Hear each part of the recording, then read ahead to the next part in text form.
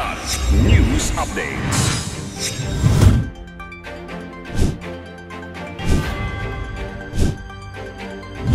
Ako po si Cesar Soriano, kasama ang buong puwersa ng Kidlat News Channel para ihatid ang mga nangunang mga balita sa buong kapuluan.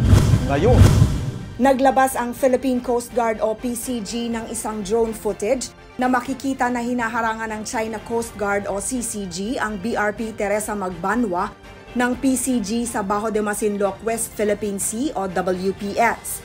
Ayon sa PCG, sa kanilang 9-day patrol sa area, namataan ang presensya ng CCG vessels na may bow numbers 3105, 3302, 3063 at 3064.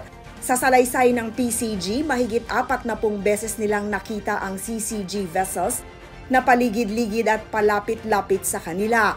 Dagdag ng ahensya, 4 beses gumawa ang CCG vessels ng dangerous and blocking maneuvers para harangin ang BRP Teresa Magbanwa.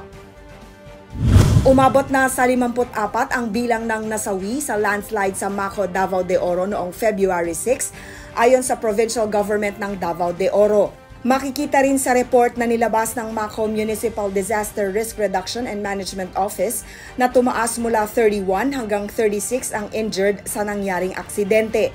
Samantala, bumaba ang bilang ng mga nawawalang individual na ngayon ay nasa 63.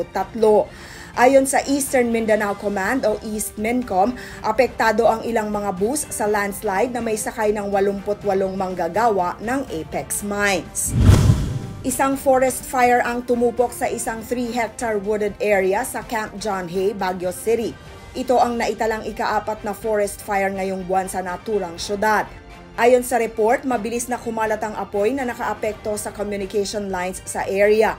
Wala namang nasaktan sa nangyaring sunog.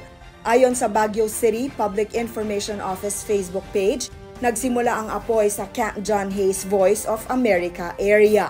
Para sa Kidlat News Updates, ako si Rosalyn Sinchonko, nag-uulat.